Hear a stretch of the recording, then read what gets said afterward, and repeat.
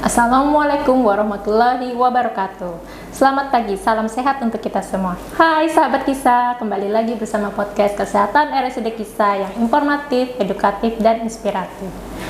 Hari ini kita akan membahas mengenal apa itu piriformis syndrome. Ya, mungkin ini adalah suatu penyakit yang di masyarakat awam mungkin tidak begitu mengenal. Nah, kali ini kita akan menghadirkan narasumber yang senior dari RSUD Khidmat Sehat Afiat, yaitu dokter spesialis anestesi, Dr. Ujang Supriyadi Suryana, spesialis anestesi, fellow pain intervention management. Beliau sudah mengabdi di RSUD Kisah selama lebih dari 17 tahun, dan biasanya mungkin pasien hanya melihat saat menjelang mau operasi, ya, karena beliau biasanya sebagai dokter bius melakukan pemeriksaan sebelum melakukan tindakan operatif. Selamat pagi Dr. Ujang. Selamat pagi. Apa kabar dok? Baik. Sehat selalu. Nah, baik dok, pada podcast kita pagi ini kita akan membahas mengenai piriformis syndrome. Pasti banyak saya rasa yang belum pernah mendengar istilah piriformis syndrome ini, walaupun saya yakin sebenarnya banyak yang merasakan penyakit ini, gejala ini ya dok, sebagai bagian dari mungkin nyeri ya dok ya, nyeri kronis yang diderita pasien. Mungkin dokter bisa menjelaskan kepada kami apa itu sindrom piriformis dok? Ya, baik. Jadi sebetulnya piriformis syndrome ini adalah salah satu nyeri yang dirasakan oleh ya banyak orang di area sekitar panggul yang menjalar sampai ke paha, betis, bahkan kalau dia parah bisa sampai ke kaki. Nah, sebelum itu ya kita bicara dulu bahwa nyeri di area belakang ini yang secara umum itu ada 3 ya. Satu, nyeri siatik yang kita kenal secara umum itu sebagai saraf kejepit ya, kalau dikenal secara umum. Yang kedua itu ini piriformis syndrome, dan yang ketiga itu sacroiliac joint syndrome, yaitu nyeri di persendian. Nah, kita masuk ke piriformis syndrome. Jadi piriformis syndrome ini nyeri yang diakibatkan oleh kelainan yang terjadi di otot piriformis. Kelainan itu apa? Berupa peradangan atau pembengkakan atau kelainan bentuk secara anatomis yang bersinggungan dengan saraf siatik ya. Sehingga otot piriformis ini mengganggu atau mengganggu daripada saraf siatik tersebut sehingga menimbulkan gejala. Nah, otot piriformis ini apa? Otot piriformis ini adalah otot yang aktif saat kita melakukan aktivitas. Apakah itu saat berjalan, apakah saat berlari, atau melakukan kegiatan sehari-hari. Dia letaknya ada di dalam, sehingga memang agak sulit untuk diraba secara langsung. Jadi piriformis syndrome ini adalah kelainan yang dirasakan nyeri akibat dari tertekannya saraf siatik oleh otot piriformis. Saya kira untuk piriformis, penyebab dari piriformis sindrom adalah demikian, Dokter Melisa. Kalau tadi dokter menyebutkan gejala-gejalanya apa tuh dok biasa yang dirasakan oleh pasien dok? Baik. Nah, kan saya tadi sudah sebutkan bahwa yang umum terjadi di masyarakat itu adalah satu saraf kejepit ya, yang dalam bahasa medisnya itu sciatic syndrome, yang kedua piriformis, dan yang ketiga sacroiliac joint. Nah, untuk piriformis ini karena dia yang tertekannya itu saraf, jadi sifatnya itu adalah nyerinya tajam, terus sifat nyerinya itu rasa terbakar, ya, jadi seperti agak panas begitu, dan seperti kesemutan, dan juga pegal-pegal yang dirasakan dari sekitar bokong sampai paha, betis, dan kaki. Nah, bedanya apa dengan saraf kejepit? Itu kalau piriformis sindrom itu titik awalnya itu di sekitar panggul ya. Nah, sementara saraf kejepit itu dari pinggang. Jadi gejalanya mirip, cuman asalnya itu yang beda. Jadi kalau piriformis sindrom mulai dari panggul sampai ke bawah. Nah, kalau saraf kejepit itu dari pinggang sampai ke bawah. Terus bedanya dengan yang sacroiliac joint syndrome apa? Kalau sacroiliac joint syndrome ini adalah sebenarnya kelainan sendi panggul. Jadi sifat nyerinya beda. Kalau piriformis sindrom itu tadi saya sebutkan tajam, rasa terbakar, kesemutan, pegal-pegal yang dirasakan oleh pasien seperti itu. Nah, sementara kalau sacroiliac joint syndrome itu cuma ini nyeri saja, jadi tidak ada rasa terbakar, tidak ada rasa tajam.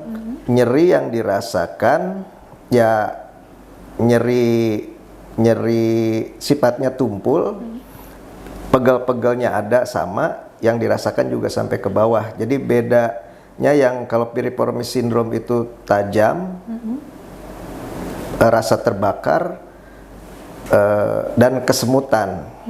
Nah, kalau sacroiliac joint syndrome tidak, tapi asalnya sama.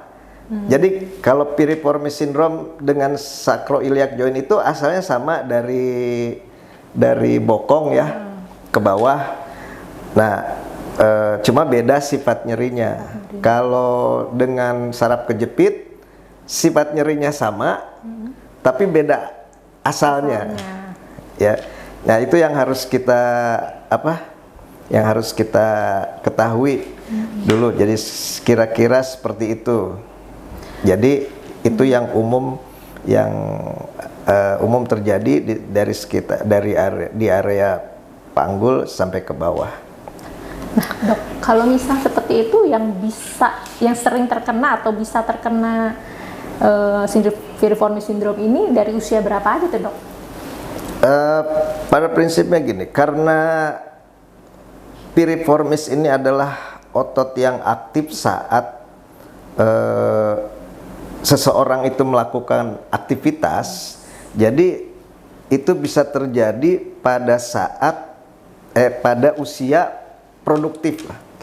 Ya kira-kira sekitar usia 30 sampai 60 tahun. Tapi kalau orangnya aktif, maksudnya ya masih aktif bekerja. Nah, jadi ini juga pada sebenarnya usia 30 sampai 60 itu ya jadi nggak mesti segitu. Kalau misalnya dia ada sesuatu yang dilakukannya berarti kurang baik, juga bisa terjadi juga sebetulnya. Cuma umumnya itu pada usia sekitar 30 sampai 60 tahun. Kalau dari jenis pekerjaan dok, atau mungkin ini terkait juga dengan ergonomis kali ya dok? Iya. Apakah ada pekerjaan tertentu yang bisa menjadi resiko dok, beresiko tinggi dok terjadi piriformis syndrome ini ya? Seperti saya sebutkan tadi bahwa piriformis syndrome ini akibat dari adanya kelainan atau sesuatu yang terjadi pada otot piriformis, misalnya terjadi peradangan atau pembengkakan dan lain-lain. Ya intinya mah pada otot piriformis itu terjadi sesuatu lah yang mengganggu sarafnya. Nah, jenis pekerjaan apa? Ya jenis pekerjaan terutama yang menekan yang menekan otot piriformis untuk waktu yang lama. Contoh misalnya akibat duduk yang lama di tempat duduknya keras gitu. Jadi misalnya bangkunya kurang empuk, itu bisa terjadi tuh walaupun usianya tadi misalnya di bawah 30 tahun tapi dia bertahun-tahun seperti itu gitu, dan dalam satu hari. Makanya salah satu pencegahannya adalah salah satu pencegahannya adalah dengan membuat tempat duduk itu senyaman mungkin gitu. Senyaman mungkin artinya sehingga tidak terjadi penekanan pada otot piriformis itu. Nah, jadi ya yang beresiko tinggi adalah yang duduk lama, terus tempat duduknya keras ya. Tidak nyaman gitu ya. Jadi itu yang beresiko tinggi. Nah, kalau sudah terjadi dirasakannya saat gerak gitu. Dirasakannya saat gerak karena pas aktif ototnya kan. Jadi penyebab yang beresiko tinggi itu kalau dia duduk lama sehingga otot piriformisnya tertekan terus menerus sehingga terjadi sesuatu pada otot piriformis itu. Nah, cuman nanti dirasakan sekalinya pada saat orang itu bergerak atau melakukan pergerakan, terutama pergerakan tungkai ya kaki ya, pergerakan kaki. Saya kira seperti itu. Berarti itu dalam jangka waktu lama dan nyerinya tuh bisa muncul tiba-tiba tuh ya dok ya? Tiba-tiba atau ini apa namanya, simultan nanti continue gitu. Awalnya sakit sedikit lalu menghilang lalu tiba-tiba jadinya makin muncul lagi nyerinya lalu makin nyeri ya? Makin nyeri ya, tergantung dari tadi kelainan otot piriformisnya. Kalau dia otot piriformisnya sakitnya tambah parah ya nyerinya juga dirasakan makin parah. Seperti itu. Kalau misalnya masyarakat awam nih biasanya kan ada nyeri-nyeri itu suka minum obat sendiri tuh dok. Ya kalau menurut dokter idealnya penanganan awalnya apa dulu nih sebelum berobat ke fasilitas kesehatan dok?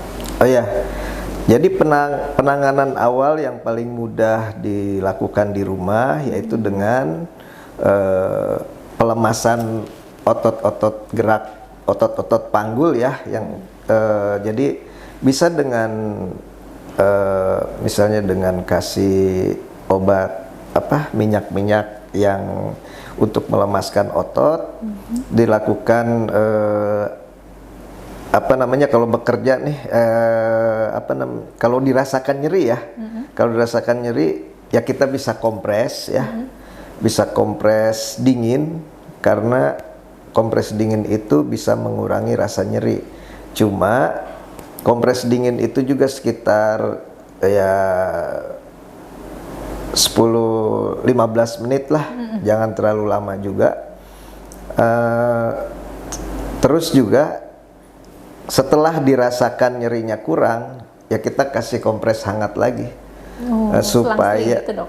Ya selang-seling lah, supaya tidak terjadi kalau dingin terus nanti malah aliran darahnya malah takutnya malah berkurang ya. Nah, jadi tadi untuk misalnya penanganan awal kan melakukan relaksasi lah, relaksasi otot-otot panggul ya, dikasih dia pelemasan dengan minyak gosok gitu ya. Anti nyeri gitu boleh ya dok? Karena sekarang banyak tuh ya. Jadi kalau itu dari segi untuk yang tidak pakai obat ya. Kalau untuk pakai obat ya bisa pakai obat yang dijual bebas di warung ya. Seperti paracetamol, ibuprofen itu bisa kita pakai untuk penanganan awal. Ya yang sering jadi problem itu dengan penggunaan obat itu sebetulnya masalah dosis. Iya, betul. Ya. Jadi nanti kesannya nggak mempan gitu, padahal bukan obatnya, tapi dosisnya yang nggak cukup, dosisnya yang tidak cukup, dan interval pemberiannya yang terlalu jauh. Nah, biasanya itu kalau begitu nggak akan efektif obat juga. Makanya nyerinya nggak reda-reda. Nyerinya nggak reda-reda. Kalau udah seperti itu berarti tandanya harus ke dokter ya. Harus ke dokter. Ke fasilitas kesehatan ya dok. Nah kalau misalnya nanti pasien itu datang nih dok, bisa ke klinik ya, mungkin dari klinik atau dari FKTP, puskesmas gitu ya, dirujuk juga ya. Kalau misalnya udah berkali-kali nyerinya masih hilang timbul, pasti dirujuk biasanya ya dok ya ke rumah sakit. Nah nanti kalau boleh dokter spill sedikit dok, kalau misalnya nanti penanganan kita di rumah sakit, biasa kalau yang udah nyerinya mungkin udah lebih bulanan gitu ya dok ya, tahunan, itu seperti apa dok nanti? Yang bisa kita lakukan di rumah sakit kita ya, kita bisa melakukan pertama dengan obat-obatan dulu, dengan variasi atau kombinasi obat-obat anti nyeri ya, secara medikamentosa. Nah seandainya itu tidak memadai, kita bisa melakukan penyuntikan, yaitu dengan dipandu oleh USG. Nah, itu yang disebut dengan penanganan nyeri intervensi. Jadi kita langsung nyuntik di lokasi nyerinya persis, karena kan kelihatan. Karena kalau kita pakai USG, tempatnya tuh sangat kelihatan, dan jarum suntik yang kita suntikannya tuh tepat di tempat yang memang pusat nyerinya gitu. Kita di sini bisa melakukan itu ya, sangat bisa. Nah tadi seandainya tidak tidak kunjung reda juga nyerinya, ya sebaiknya segera ke rumah sakit untuk penanganan lebih lanjut ya. Baik dok, mungkin kalau misal ke rumah sakit nanti pasien biasa rujukannya bisa ke dokter spesialis macam-macam ya dok ya, bisa ada yang datang ke ortopedi, ada yang datang ke saraf, sebenarnya juga bisa ke anestesi ya dok ya. Karena sebenarnya juga melakukan tindakan manajemen nyeri ya dok ya. Kita nanti akan membuka klinik nyeri ya dok ya, untuk penanganan nyeri-nyeri kronis, itu bisa dilakukan di RSUD Khidmat Sehat Afiat Kota Depok. Nah dok, terakhir mungkin terkait dengan pencegahan dok, pencegahan untuk nyeri pada sindrom piriformis ini dok, mungkin dokter bisa memberikan tips-tips dok yang bisa dilakukan. Jadi terutama untuk yang memang yang sehari-harinya itu bekerja duduk lama ya, duduk lama. Kerja kantoran dong ya dok ya? Iya, duduk lama, terus tadi yang saya bilang kursinya keras ya, jadi tidak kurang empuk lah gitu ya. Nah jadi pencegahannya ya dikasih bantalan di kursinya supaya lebih empuk ya. Yang kedua itu disarankan juga untuk melakukan semacam relaksasi ya, istirahat. Jadi maksudnya setiap berapa jam sekali, jadi jangan duduk terus gitu, jangan duduk terus, lakukan peregangan ya, stretching, dilakukan peregangan-peregangan atau pelemasan lah, relaksasi supaya otot piriformisnya tidak tertekan terus. Nah, ya paling tidak itulah yang minimal seperti itu, dan ya boleh dikasih yang saya bilang tadi, relaksasi otot dengan cara-cara yang lain lah, supaya otot piriformis ini bisa tidak mengalami penekanan yang terus-menerus seperti itu. Baik dokter, mungkin dokter ada closing statement mungkin yang bisa disampaikan dokter terkait dengan piriformis syndrome ini, atau juga kepada masyarakat khusus Kota Depok, dok? Ya, baik. Jadi piriformis syndrome di masyarakat itu memang belum terlalu dikenal. Masyarakat lebih mengenal yang namanya saraf kejepit ya. Padahal itu sangat berbeda. Nah, mengenal piriformis syndrome ini perlu menurut saya supaya bisa melakukan pencegahan, dan kalaupun misalnya sudah terjadi bisa segera melakukan penanganan baik di rumah, atau kalau misalnya tidak tertangani di rumah segera meminta pertolongan medis. Dan dengan mengenal piriformis syndrome ini kita bisa melakukan pencegahan supaya tidak terjadi piriformis syndrome. Karena kalau sudah terjadi rasanya itu ya nyeri, sangat-sangat nyeri sekali ya. Dan tidak lupa juga bahwa di RSUD Kisa ini kita bisa melakukan penanganan nyeri seperti ini. Saya kira itu, Dokter Melisa. Terima kasih Dokter Ujang atas informasinya, edukasinya, tips-tipsnya kepada masyarakat Kota Depok ya.